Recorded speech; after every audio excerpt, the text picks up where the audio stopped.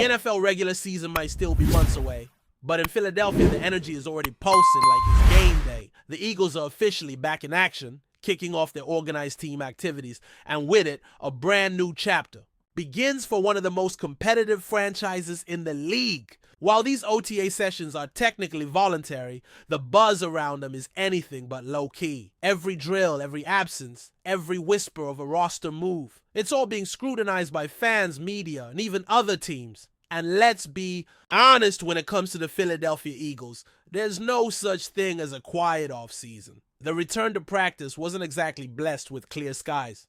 Rain soaked the area around the facility, which meant the session was moved indoors to the Eagles' practice bubble. And speaking of that bubble, it's got a whole new look. One of the first things players and coaches see now when they walk in is a massive, stunning mural paying tribute to two of the proudest moments in franchise history. Front and center, the epic win over Tom Brady and Bill Belichick in Super Bowl 52, followed by the recent blowout of the Kansas City Chiefs. In Super Bowl 59, this mural doesn't just decorate the walls, it sets the tone. It screams legacy. It reminds every player that the standard here isn't just to compete, it's to dominate, to make history, and to build on a culture rooted in championships. And that culture isn't just about rings, it's about the moments that built those. Rings. Think about this. The Eagles were the only team ever to hand Vince Lombardi a playoff loss. That was all the way back in 1960, in the pre-Super Bowl era, when Philly took home the NFL championship. Fast forward several decades, and the team toppled dynasties. First the Patriots, then the Chiefs. You don't put up a mural like that unless you want everyone in that building to understand what it takes, what it means, and what's expected every single day. That image of greatness isn't just for nostalgia. It's a daily demand to meet that level again. But while the vibe was electric, the roster sheet had a few notable omissions that naturally stirred up conversations. Among those missing in action, Devonta Smith, Lane Johnson, Reed Blankenship, Avery Williams, and Bryce Huff. Now, context is key here. OTAs are voluntary, and for veteran players, especially those with proven resumes, missing these sessions isn't unusual or necessarily alarming. In the case of Smith, Johnson, and Blankenship, it's easy to write it off as rest or personal scheduling. Lane Johnson, after all, has been anchoring the offensive line for over a decade. Smith has already established himself as one of the league's most polished and dependable receivers. Blankenship has held his own in the secondary and earned the respect of his teammates and coaches. There's even some evidence suggesting that Blankenship's absence might have been a one-off. In footage released by the team earlier in the week, he was spotted participating in drills. So it's likely he was simply taking a day off or tending to something off the field. But when you start looking at some of the other names, the narrative starts to shift, especially with a player like Bryce Huff. And here's where things get really interesting. Huff was one of the big money signings not long ago, locking in $34 million guaranteed. That kind of commitment usually comes with a prominent role and big expectations. But instead of solidifying himself as a key defensive weapon, Huff faded. And fast! Vic Fangio, known for being a demanding and detail-oriented coordinator, didn't seem to trust him. By the midpoint of last season, Huff had nearly vanished from the rotation. When a guy with that price tag becomes a healthy scratch in the Super Bowl, that's not just a red flag, that's a billboard. So when he skips voluntary workouts, it doesn't just raise eyebrows, it fuels rumors. Is he unhappy? Is the team shopping him? Are the Eagles ready to cut ties? It wouldn't be the first time Philly took that route. Just last year, James, Bradbury skipped OTAs, came to training camp, and then never saw the field again after suffering an injury. The similarities are too strong to ignore. And Huff's absence, in context, feels like the start of a breakup in slow motion. If trade talks are already floating around his name, not showing up to those early sessions is almost like adding gasoline to the fire. It suggests distance, disconnection, and maybe even disinterest. Elsewhere on the roster, there were other injury updates and players being monitored with caution. Nakobe Dean continues his recovery from a patellar tendon injury, one of the more complex and physically taxing rehabs in football. The team is optimistic, though. Dean is reportedly progressing well, and there's genuine hope that he'll be fully ready by the time more intense work begins. Given his importance to the defensive unit and the leadership qualities he brings, getting him back at full strength is a top priority. Jayad Campbell, another player with significant potential, is still sidelined due to the labrum surgery he underwent before the draft. While it's disappointing not to see him on the field yet, the Eagles are taking no chances. They know what they have in Campbell and are willing to be patient. The same goes for Landon Dickerson and Cam Jurgens, both dealing with nagging injuries, a hip issue, and a back problem, respectively, that the team doesn't want to aggravate this early in the offseason. Being cautious now can pay off huge later. Another name to keep an eye on is Ben Van Sumeren. The Eagles are looking at him as a hybrid, someone who could potentially fill a fullback role while also contributing on defense and special teams. He's got a unique athletic profile that could give him an edge, but with him not present during OTAs, he misses a key opportunity to showcase his versatility and carve out a niche for himself. A few of the bigger stars were present, but did participate in full capacity, which is fairly typical. A.J. Brown and Saquon Barkley, two of the biggest names on the roster, were essentially given the day off. And who can blame the team for being cautious with two players who are essential to this offense operating at a high level? Barkley in particular was brought in to provide a different dimension to the Eagles' run game. With his mix of power, vision, and speed, there's no point in risking anything this early. Brown, as always, is a cornerstone of the receiving core and doesn't need extra reps to prove it. Then there's Nolan Smith. Unlike the others, he was on the field, brace and all. Still dealing with the effects of a triceps injury suffered during the Super Bowl, Smith showed up, strapped in, and got to work. That kind of commitment, even when not operating at 100%, doesn't go unnoticed. He was smiling, interacting with teammates, bringing energy to the field. That's the kind of attitude that earns respect, not just from coaches, but from locker rooms. It's clear Smith wants to be a leader in this unit, and actions like this go a long way. With all that said, this first wave of OTAs isn't just about who's present and who's missing. It's about setting the table for what's to come. The Eagles aren't hiding the fact that their eyes are firmly set on defending their Super Bowl title, and sessions like these, no matter how early in the offseason, play a role in shaping that pursuit. From new faces trying to make a name for themselves to veterans establishing tone and tempo, this is where the foundation gets built. Because in Philadelphia, it's never just about participation. It's about performance, expectation, and culture. Every move matters. Every decision gets magnified. And when the walls around the practice field are literally covered with reminders of glory, it's impossible not to feel the pressure and the privilege of wearing that green jersey. The grind starts now, and for the Eagles, it's Super Bowl or bust. As OTAs continued and the team settled into their rhythm, the intensity on the field started to ramp up. Coaches weren't just looking for basic execution. They were watching closely for chemistry, leadership, and hints of who might rise or fall as training camp approaches. It's in these early reps where competitions begin to take shape. And for the Philadelphia Eagles, one of the most fascinating positions to watch right now is at linebacker and throughout the secondary. With Nakobe Dean and Jaylen Campbell sidelined, Zach Bond took on a more prominent role during 7-on-7 drills. He's a player who received a solid contract in free agency, and these reps are critical for him to prove that he belongs as a staple in the middle of the defense. Flanking him were two younger players hungry for their shot, Jeremiah Trotter Jr. and Ashawn Exman Jr., both showing flashes of the kind of intensity that Philly fans love. But where things got really interesting was in the secondary. There's a lot of reshuffling going on, and the absence of Reed Blankenship opened the door for some new combinations. In 7-on-7 action, Cooper DeJean lined up inside a nickel, while rookie Quinion Mitchell and free agent acquisition Adoree Jackson held down the outside corner spots. At safety, Sidney Brown and Andrew Makuba took reps with the first team, and with Blankenship temporarily out of the picture, this was their moment to prove they can handle the communication and coverage responsibilities that come with the position. Cooper DeJean was also given some outside corner reps in the team's base defense alongside Quinion Mitchell. After practice, DeJean said he's willing to play wherever the team needs him. It's not just lip service. Back at Iowa, DeJean was used all over the defensive formation. He played outside, inside, in the box, and even had a snap at deep. Safety. His athletic profile is elite.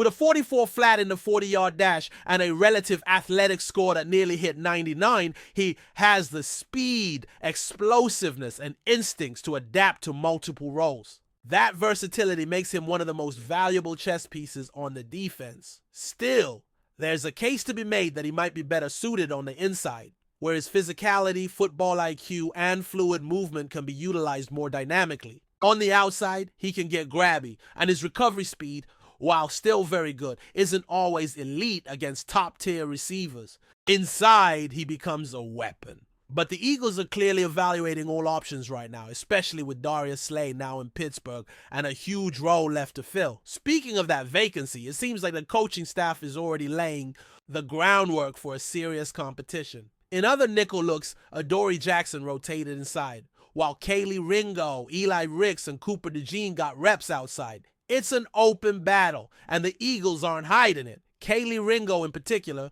continues to draw attention. Standing over 6 feet tall, weighing more than 200 pounds, and having clocked a blazing 43.6 in a pre-draft 40, he's built like a prototype. Ringo plays with physicality and isn't afraid to press receivers at the line.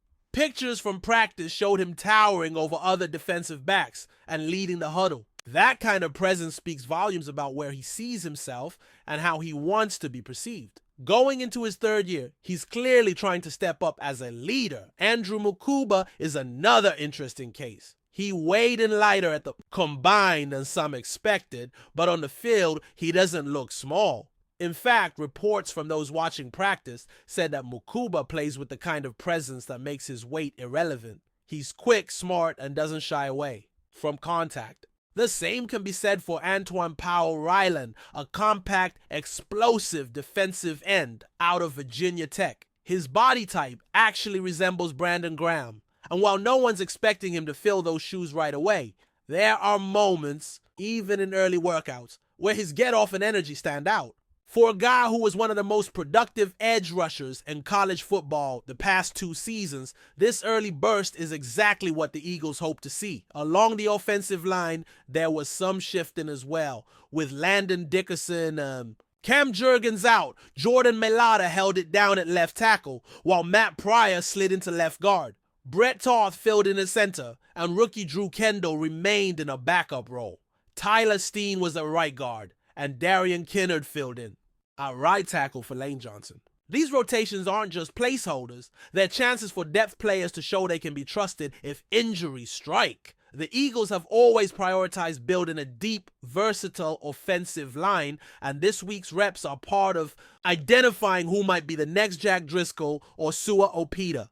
Jaylen Herz had a strong day overall. He went 20 of 21 with no touchdowns and no picks. A clean, efficient performance. Most of the passes were shorter routes, crossers, slants, and double moves, rather than the deep shots the Eagles have often relied on. That might not seem flashy, but it actually signals something important. The middle of the field, historically underutilized in recent offensive schemes, seems to be getting more attention. With Kevin Patullo now putting his stamp on the offense, we're seeing a subtle evolution. Instead of leaning solely on vertical threats, the Eagles might finally be expanding their passing game to include more layered, underneath concepts. That change could keep defenses more honest and create better rhythm for Hurts throughout a game.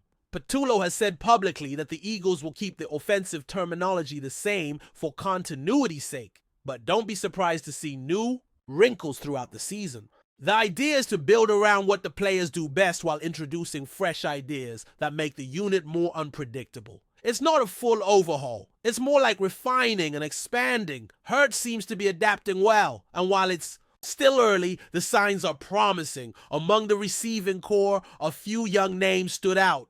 Darius Cooper, a UDFA out of Tarleton State, turned heads with one of the best plays of the day. He hauled in a 30-plus yard touchdown in stride from backup quarterback Tanner McKee, beating fellow undrafted rookie BJ Mays down the sideline. Cooper has a physical profile that's eerily similar to A.J. Brown, 6 foot, 220 pounds, 4.5 speed, and his pre-draft testing numbers matched up surprisingly close.